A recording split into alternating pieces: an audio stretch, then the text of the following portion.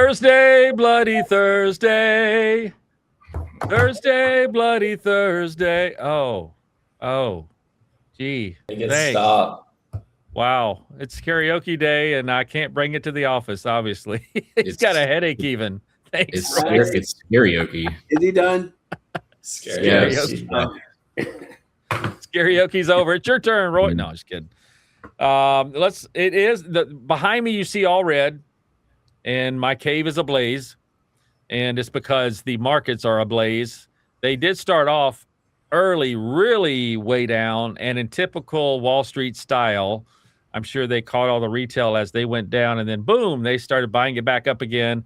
And by midday, we were moving up, and at the end of the day, I have the numbers, but I mean, we were way down. We were down to like 1,200 off of the Dow Jones at one point. Cool. And so another flash crash. Excellent. Pretty much. One of those days. And then by the end of the day, though, up and to the right, folks, up and to the right. I remember telling you, Royce, when I said that earlier about it's blood red, that it's just wait. It'll come right back up in the afternoon because it always does. And that's what happened. So whatever they had to do to manipulate it right back up, they did that in the afternoon. You know it is an auction, right? If it gets too low, the algos automatically start buying. Yeah. Oh, yeah. It's robotic, algorithmic. Let's go. Josh's favorite, AI controlled. Mm-hmm. So here are the final numbers for today. And by the way, it is Thursday. If you heard me singing and didn't cover your ears, it is not Wednesday. So this is Thursday because we had stuff to do yesterday. Now he's not going to listen to me even talk, much less. Can I do the same? But he heard me because he responded with his head. Hey, everyone right. Be nice to Darin. So here we go. Thanks. He's not wearing a choker. I can't do it. I always wear a little target around, so I think. So anyway, the Dow Jones down 1.61% at 47,958 as it loves to play around at that 48 level. We have S&P 500, which loves to play around that 6,800. It did drop below that 6,800. 6,700. And once it hit 6,800, people were worried. Now it's going, but of course it got pulled right back up again to 6,830 at the end, which is still down over 0.5%. We had NASDAQ that's down 0.25% basically to 22,748. The dollar is at 99.06 cents. That's probably changed since we've been on here because it's been hanging basically around 99. It did reach to 99.39 Tuesday as we in the quest of reaching 100, I guess. But I want the 99 red balloons, but I won't. Continue. There you go. See, then we can cover our ears. I never said I was going to sing it. Or that would be just me. I don't know. All right. So we have WTI crude. This is the big one. It went to 81.60 at one point, over that magical 80, and then it dropped back down when the whole rest of the market and everything went back up magically all of a sudden, and it is now at $79 and a nickel. I'm sure that's changed since we've been on because it's moving. Volatility is the name of the game right now for sure. We have natural gas. It went all the way up to $3.16 at one point this week, and it just dropped below $3 again to $2.99. We have gold went up to $54.23 at one point, and it's back to $50.87. We had silver up over 96, went back. It's way down to 82.28. They're working hard with those paper contracts, aren't they? We've got Bitcoin starting to move up, and then it kind of fell back down, but it's 71,175. That's about 3% down in the last 24 hours. XRP did basically the same thing, down about 3% to $1.40. So there is your recap of where we're sitting right now ish. What else you want to add to that, Daniel? Something that I find pretty interesting is that, yes, the markets have been moving a lot and they feel quite volatile. But if you actually just look at a chart, we're not really, we're at the same level of lows that we were at in, end of January, middle of February. So price, all things considered, hasn't really moved that much. And for price actually not spiking to the downside, the VIX has gone all the way up to 28 this week. So it is it's pretty interesting because normally the VIX spikes when we like really see the market move down. And, all things considered, we're still not that far from all-time highs. And to see VIX this high is pretty interesting. Alarming is the word. Alarming. Yeah, well, I'll go with interesting. Daniel, did you write that down watching CNBC earlier? Because that's what they keep saying. It sounds like a script straight from them. Oh, is that what they said? No, pretty much professional. I'm asleep while they're awake. You forgot to use the term resilient. I didn't hear that anywhere somewhere. I don't know if that's a sign of a resilient market, but watch it. You're not going to get your extra Bitcoin payment if you start saying negative things on TV. Well, don't worry. I think it's going to go down more. So oh, there you go. There you go. All right, Josh, throw your I don't know. He's Bitcoin an ape. in He got here. equal matter too. Any comments? I still think we're just seeing that rotation, and rotations have to happen kind of slowly. And so you're not going to see those jittery, volatile moves in the market. But counterpoint to what Daniel's saying is that VIX is kind of already pricing that in. Like you're looking at it like, hey, we are really going to have some tumultuous times, but they're going to see, they might be seeing big money moving off the sidelines and into something, more substantial. But I don't know. I mean, if you look at what we've been trading at for the past, like really all of this year, we haven't moved more than a couple of percentage points since the year, since 2026. And we're now into, what are we in, March now? Yeah, March 5th. That's kind of a telling sign. I mean, beware the Ides. Is it a nothing burger, or is it a big red flag? What's the red flag? The fact that we haven't moved in like 3 months. Okay, that's a good thing. We're just seeing that again. We're seeing that massive rotation out of, SPY. So what do you think the next move is, up or down? I don't see a move either way. I think this continues for at least another month or two. Okay, and then after that? I would lean to the downside. Interesting. Okay.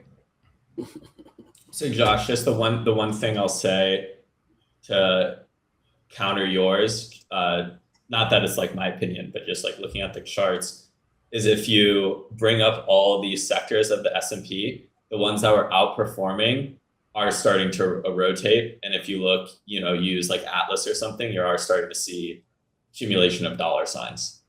And those subsector, or not subsectors, but those other sectors of the S&P currently still make up less than, the weighting of the Mag 7. So if the Mag 7 doesn't turn, you're still going to see a pretty slow, rotation if the S&P is going to go back up. Like it's going to be tough for sectors. Sectors are you talking about? Let's see. So industrials has started to turn, consumer staples has started to turn, utilities has started to turn. Turn up or down? Down. And those were all the ones turning up. Interesting. There were some flows back into the Mag 7. You're suggesting a rotation to counter the rotation that has been happening over the past 3 or 4 months. You're saying we're going back to more like tech heavy. No. I'm not saying that it's going to rotate back to tech. I'm saying where we were rotating out of tech is currently, those look like they could be turning over. And I'm not saying that turnover is going to go back to tech. That being said, if you look at like the Mag 7, it's like, you could debate they're pretty oversold and there's some kind of bounce, but I use the word bounce, not recovery. But I mean, I just always look at it as like all these. Sorry, guys, go ahead.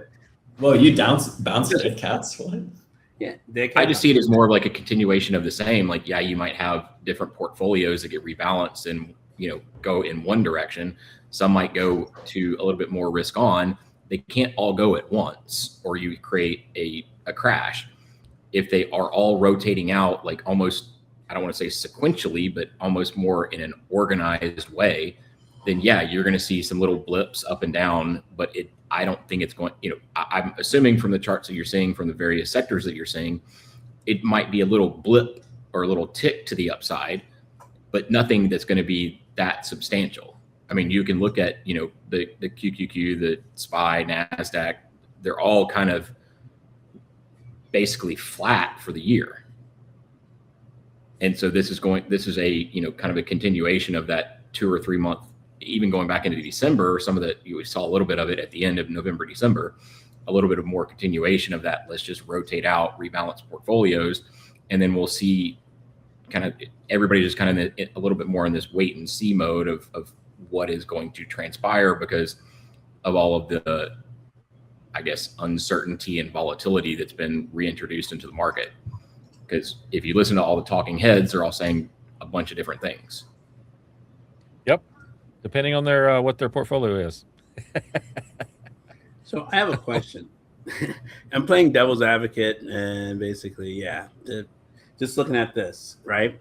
So there are several things that are going on.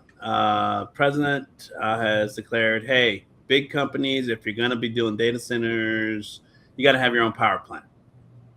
And that basically creates microchasms for the potential for these companies to also sell their power back to a failing power grid, which could basically means we could rotate back into the energy sector, right? It's creating basically additional off-takers for the energy, as well as not putting all the onus on the government to provide all of the resources for the country, right? And doing so, I feel that it could potentially make another industrial revolution where you got all of this construction for new data centers, you got all this new power, you got all these new sources of energy that can be used, utilized, and resold to basically offset the fact that maybe the government couldn't support everything that it was doing. And this is their way of offloading some of their load to balance out the system. So that rotation in and out, I honestly think it will rotate back to technology, but the people who are going to be driving it are probably going to be the energy sector. Well, the energy is at its top in many ways. I mean, it's up there. If you look at the energy, some specific energy stocks, and then we had remember the whole software thing too. I mean, as soon as they did this story about AI is now going to make all software. I forget the term they used, but software is going to crash, and it did. And then they took that back. Oh, just kidding. And now the software started coming back up again. So it's just a matter of what's the story today or this week based on what we're going to take out of here and put in this, and then change that story the next week, because I've seen the change of the story go back and forth. Then the next week they say, oh, just kidding, this was fine. And then it goes back up again. So, I mean, I feel like we're doing that with the Mag 7. We'll come up with stories that we need to pull this down. And then when nothing else works down there, then we got to make, okay, well, Apple's now releasing blah, blah, blah. And then all of a sudden, boom, boom, boom, boom. So, I mean, as long as it's not a software update, I'll do it. Anyways, you guys are saying we're stagnant then, is what you're basically saying. Stagflation's been out there as a thought, where everybody's looking at a world inflation now, including the UK. And the US always follows what happens in the rest of the world, but we're always last. So that puts us in a best position in that type of situation. But the big worry out there from talking heads, as you say, Josh, is that if the dollar gets too strong, that the world's going to be in a huge recession. So we'll have to see what this war does. But leading into that, by the way, one of the things that does create inflation, of course, is when oil prices go up. Corporate loves it, because then they can raise their prices because of the cost of making their product. And then they can come into the next ER and say, look, we've got higher revenue because of all the inflation of our products, basically. So it's just an endless circle we're doing lately. We'll just keep going higher and higher and higher with that, because there's always more and more inflation. So we're going to move right into this section here. Daniel, I do have your chart, and I will tell you. Daniel's yeah, I know. No, this is a good one. So it is now up. You can move forward with what you're going to say. Now it's not on y'all's screen, but it is on.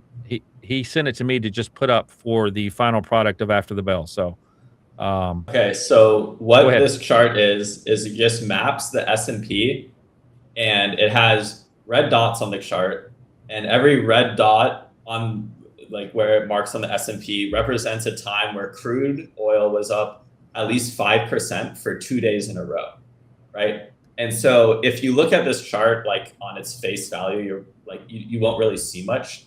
But when you measure those periods of where crude was up at least 5% or more 2 days in a row, 83% of the time the S&P was higher in 12 months. So it's short term, it's kind of mixed of how the market does if it goes up and down. But when you look at it over the course of the following 12 months, it's up 83% of the time. And so the median rally of those times that it's up is 22%. So if it were to play out again, it looks pretty bullish. Now, the caveat is that when it is the other times, when it is down, that's 17% of the time, it's down about 10%, 12 months after we get one of these indicators. And oil being up 5% at least 2 days in a row is not super common. Like Darin, I don't know if you can look at the chart, but it's like maybe over the last like 20 years, it's triggered like 6 or 7 times. Yeah, I sent them in your Mattermost. I sent the chart, by the way, guys. But yeah, it's you're talking about the red dots. Yeah. So to recap, what message are you trying to send here? So what I'm saying is that when oil spikes, it's not a common thing in the way we've seen it. Right. But when it does happen, majority of the time, it is positive for the market over a 12-month period from when it happens. Okay. Gotcha.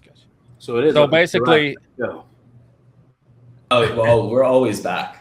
Right, we're always back. Yes. Right, and that disregard chart everything we said before. Give it 12 months, we're back. This might be the greatest rotation Josh has ever predicted. The Mag 7 is about to be the bottom 7 and worthless. You thought Nvidia was important, being 8% of the market. They're about to be like 1, which is still kind of crazy for one stock.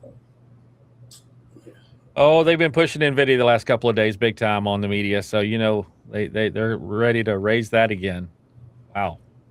All right, let's go on to war. That's what's going on. What are we fighting for? Absolutely nothing. Good God. All right, that's the song. Thank you. There you go. Huh. Absolutely nothing. Say it again. All right. And he's singing again. Yeah, I knew I couldn't put these away. So are you giving a recap of the war, Daniel? Is that what we're doing here? It's all about the Strait of Hormuz, right? It's just about that strait. That's all it is. Yeah. So long story short, people can obviously read the news, but the U.S. and Israel attacked Iran, and we killed all of the top leaders. It sounds like, even the one that we wanted to replace the top leader, which maybe you question how good our intelligence is.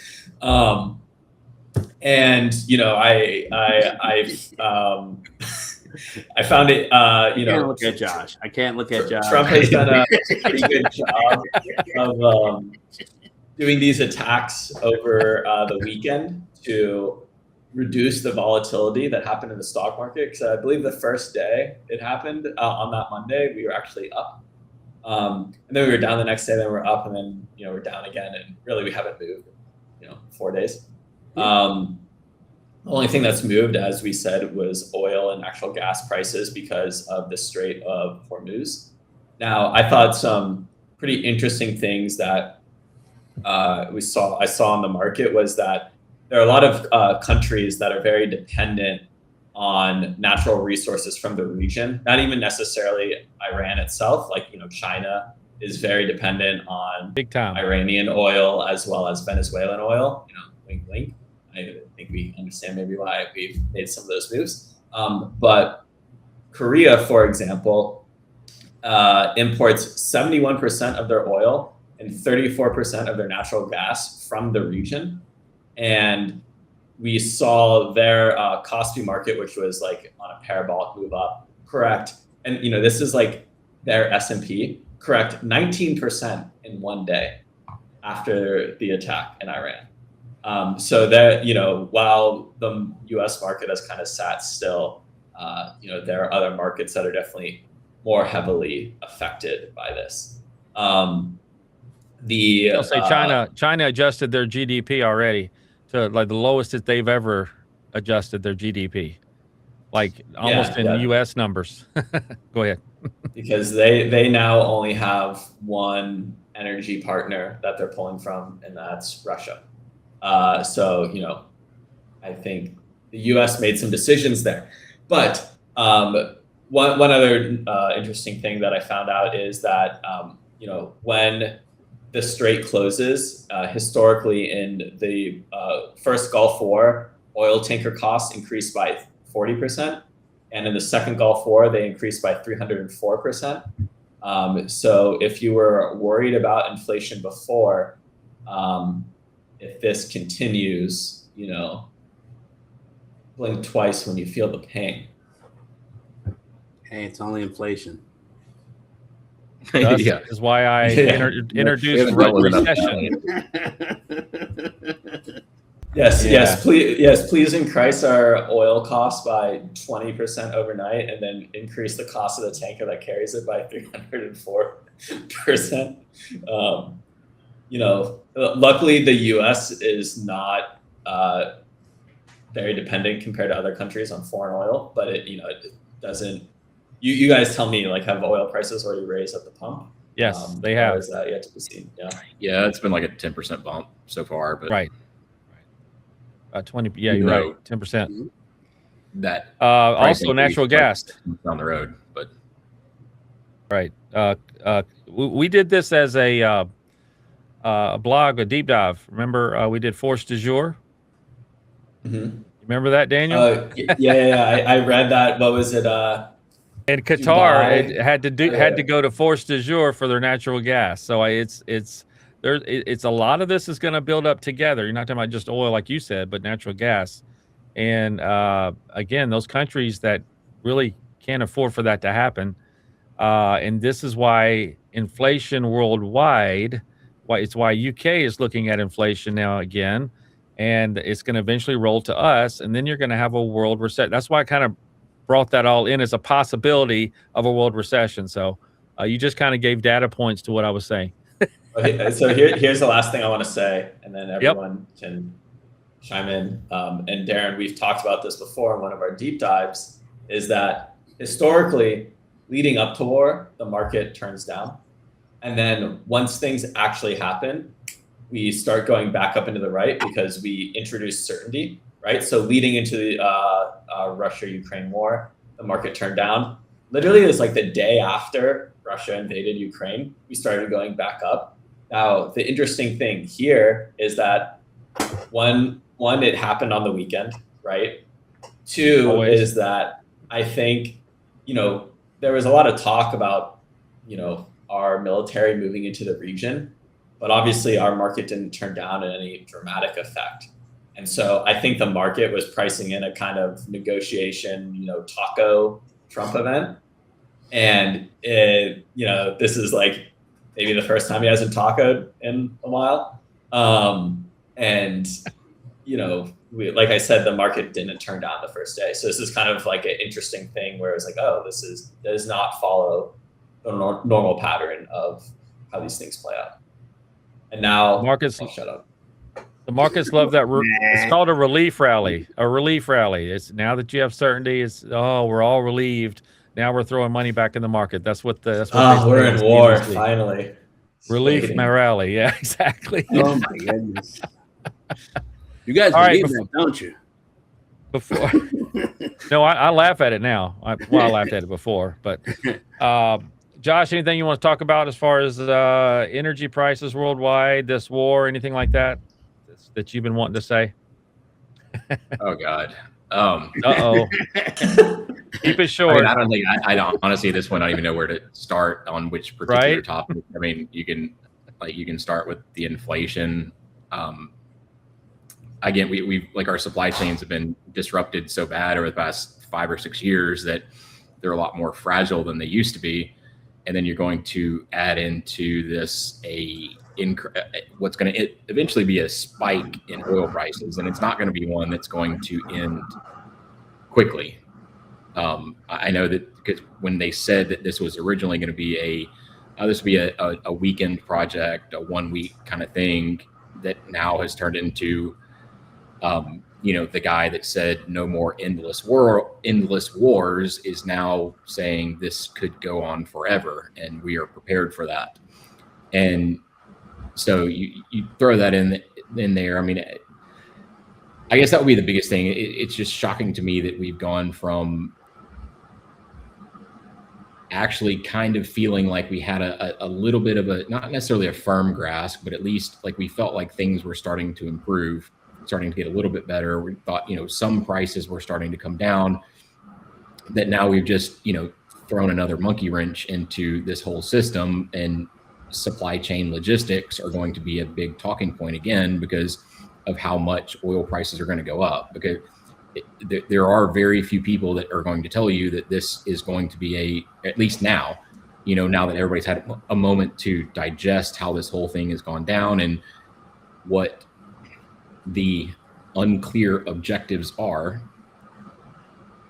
We don't really know when this is going to end. It could be, this could be 6 months, and with the, the strait being shut down and Iran really having our balls in a vice with as far as that whole strait is concerned, because of how long they can really, even if we decide that we want to, okay, we've made our point, let's go back to normal, let's just open up the shipping, open up the shipping lanes and everything. They can draw this out for months and months and months. I mean, they can produce thousands and thousands of drones. I think their production capacity each month is like 10,000 drones. And all they have to do is really threaten to hurt the ships that are currently stationed in the strait. And the companies are going to acquiesce, because to the companies, these are, human lives and assets and things that they cannot lose that are going to hurt their bottom line. To the government, it's a completely different ballgame. So you're playing on two different playing fields. And so if they just introduce the threat, these various companies are going to submit, at least partially, despite, the backings of what the US government has come out and said. But I mean, yeah, again, I'll kind of end it there. I could go on forever about it, but it's, I don't think this is going anywhere anytime soon. I think this is going to drag out. I think we're going to have some serious logistics and supply chain issues again. And, back to what y'all said originally is let's, how does that affect inflation, and where do we go from here? Yeah. There was a point when insurance company says we cannot insure that tanker anymore. And because they have to go through that strait. So they stopped, and then so that became a risk for the oil companies. And then Trump said, well, hey, we'll escort you through there. We'll use our military to escort you through the strait. But still, it's still up in the air what's going to happen there. But the biggest number I see is if we hit $100 a barrel oil, all hell's going to break loose. I think that's when you're going to have countries, because what is Royce, this? you long oil? The hell? Nothing. But I think we could get there. And to me, how I think everything's planned, that might be part of the plan, is to get oil up to $100 or more, and then we break into whatever the next phase is that they have all planned for the country and the world. So we'll see. Royce has probably got like 50,000 $100 oil calls, like WTI calls. No, read the after bell chat. You'll see. Okay. It's a secret, not for you guys, just for us. But for the small sum up, no, I'm just kidding. Yeah. All right. Al, don't you there. Right. This concludes our broadcast day. Click. Speaking of that, we do need to wrap it up here a little bit. It's getting later. So you want to talk, your last point, Daniel, is on the companies that are adopting AI, which not even looking at your bullet points, we can throw in the fact that they keep playing with those numbers. We're not going to go into the BLS or the BS or whatever. You got ADP now giving a number midweek, and you got BLS coming out on Friday with another number. It was that first number for ADP, private employment, is what brought the market back up the first time when they put that out there. Whatever. The algos pulled everything back up again because of the news story. And then the next day we get, but this and this and but that. And so we'll see if those numbers hold in the next month. And then with Friday, it's tomorrow. Tomorrow we get the actual BLS employment numbers. So it'll be interesting to see if there's any correlation between, of course, that's private versus the rest. So, I mean, we'll see. We'll see. Whatever it is they need, whatever number they need, I'm sure is what will happen. Go ahead with what else you got there, Daniel. Yeah. So, I mean, just because it seems it's going to be a hot topic for a long time, just some, AI stories of the week that I thought were interesting were, Jack Dorsey said Block will eliminate 40% of their staff, which is, I think, the biggest one I've heard of. That being said, I think that was kind of like a scare headline where he does admit in his statement that part of that is because they just overhired and mismanaged the company, starting with like hiring a bunch of people in 2020, which is where I think a lot of the firing is coming from. The other thing was Mara, which was a Bitcoin miner. They have a joint venture now to build out a full gigawatt data center, and their goal is to make it 2.5.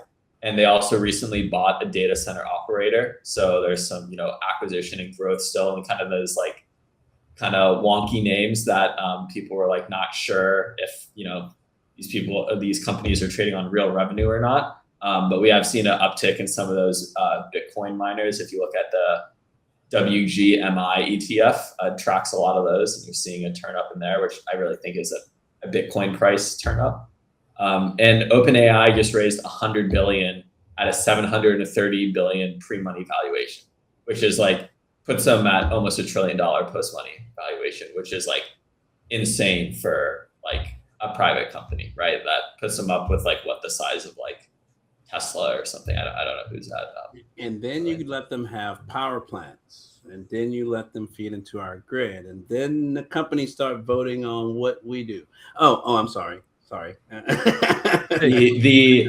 ultimate corporate governance. The ultimate corporate Congress is what it is. Yeah, exactly. Now, just the one thing I wanted to point out with all these headlines is that, and the kind of that is true too.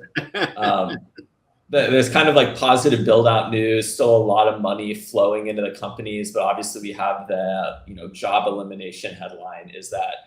That is interesting that we've kind of already seen a lot of the turn in like the AI trade in the public market. And I wonder if it's either front running a lot of this news, right? Like this is kind of priced in stuff of like a lot of these like job cuts and whatnot, or if we have yet to see it actually be priced in, and this the AI trade was like overheated before, and this is that was it blowing off some steam. So I don't know if anyone has comments, but got to keep the people up to date. I appreciate it. I mean, it was just news that Morgan Stanley just is eliminating 2,500 of their employees because of they'll admit, but that was like 3% of their workforce or something. It was like, but still, that's why I kind of think like, I know you brought up the Jack Dorsey thing. I kind of thought that was more of like a red herring, or just kind of a thing that the markets really just ran with more than they should. That honestly, I mean, if you go back to his days at like Twitter, the first thing that they did when they took over was eliminated 30% of their workforce. And there were some hiccups at the beginning, and everybody, blew a stack. But ultimately, I mean, Twitter's for the most part running as efficiently as it used to with 30% reduced workforce. I mean, he does have a tendency to overhire. So what you're saying is Jack Dorsey is not the best operator. I think he's a great operator to build a company, but then at some point you got to trim the fat. Like he may not be the greatest example of efficiency, but he does get everyone. He is an excellent person that gets everyone to buy in and buy in fully. And that's like when you're creating startups like that, that is a massive part of it. Like you have to get everyone to buy in. Like they got to drink the Kool-Aid. And if you don't have that, then yeah, you're going to end up, people are not going to be nearly as efficient. People are not going to be nearly as engaged, and you're not going to get that ramp up that you look at. But if you look at the employees versus, market cap, he was like 60% over what he should have been. But to his credit, the severance package, I'd take it. Like it was a generous one. Yes. It was pretty sweet.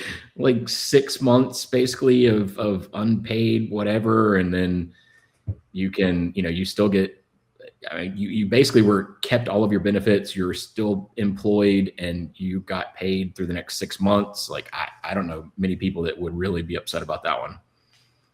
I'm upset. Okay. And it made their stock go crazy. We found the one. And there was one. And there was one. All right. We'll go ahead and move on to the wrap up here. We have a winner by a penny. We can have the good old Lionel Richie song, Penny Lover. And we can have for Daniel. Daniel, you know is what a your penny job lover. is, right? It's not singer. So I know how to fix this. Josh, I'm giving you his raise. Okay. That works. So I'm down to $10 an hour. He's done that so many times. 10. Hold on, I got to correct again. Right. I get a raise if I go to McDonald's. Right. $7.15 or bust, brother. What's federal minimum wage? Yeah. All right. So after the bell, season 4, we're on. We only have one more week after this. Wow. Yep. So Final Daniel was the winner by a penny. We're not going to go over how and why and what we do because they both had 26 as the number and it ended exactly at 26. And I do not accept Josh wants to beat me. If there was a one to go full difference, January 6th on this. If it wasn't such a domination Your by favorite Josh, holiday? I could see. The very next day, it's down $1.50 though. Oh yeah. But that doesn't count. That doesn't count. Nobody gives a shit about that. Let me know. He's not passionate. Sorry, Darin. You can edit that out. Hey, no. I tried to go to bat for you, Josh, but it didn't matter. I like the Court of the Apes. Yeah, right. I agree And with we're them. They're Banana fair and Republic. That's right. So here's the score update. We've got I have 3. Josh has 7. Daniel is now up to 5, and Royce has 4. So when we have 1 week left to go before we start this new thing. So 5, 4, is that 9? And you guys. He's doing the team thing now. He's doing the team thing now. Okay. That is 10 to 9. Tendinitis. That Yes. means the next week, just Daniel, you and I, we got to figure it out. We got to figure it out, one or the other. That would be a team All tie. right. Yes, it would. A giant nothing burger to end a nothing burger And market. All right, So, what is your stock, Daniel? We'll go with CE. Constellation. No. Oh, it's selling. Okay, all right. Excellent. Wait, do you need to pull in your screen? Are you sharing again? I thought I was sharing. Am I not sharing? I'll share because I can. Sharing is caring. There we go. It's lit up. Boom. Now we're on it. Oh. Celanese Wait, Corporation. Did you get this on your scans? Because that chart is awesome. Right? Yeah. I mean, I'll yeah. We have liftoff. What? Nothing. Pay no attention to my dots and my lines and my bumper cars. Let me tell you. You can't see Wait. No. there we go. Nice blank chart for you. Too late. I already screenshot it. I'm gonna have to learn to screenshot these as soon as you put them up. It's not like this is being recorded or anything. Strategy. He's an ape. He doesn't know how to rewind. I know how to throw. I know how to throw certain things, though. A fit, a tantrum. Yes. All right, the lines are back. God bless, the range on this is huge. I know. I love this. You save it for next season. Yeah. We'll see where it lands. That's interesting, though. I like that. It's tighter on the weekly time frame. It's less tight on the daily, and on the 4 hour, it's probably all over the place. Interesting. Huh. Everything's tightening. It looks like too. Yep. That's as Joseph Pate used to say, it's coiling. Yeah. Right. Coiling. Mm-hmm. So Coiling and hissing. all that. I'm going to go back to the daily, so that way we have obnoxious ranges. Oh, you got to remove all your stuff again. Nope. Not for you. Not for you. This is a learning opportunity for you. For you. I get to go last. Whatever. All right. So ranges look like outlier out of the $36 outlier, but it looks like about 44, 45, all the way up to about 55. So about 250-ish to $250 to $3 a piece. So you guys get the pick. Your top range is always lower than mine. Yeah. So where does your top range? I was going to say like 57, 58. Yeah, no. Too many people are in the lower.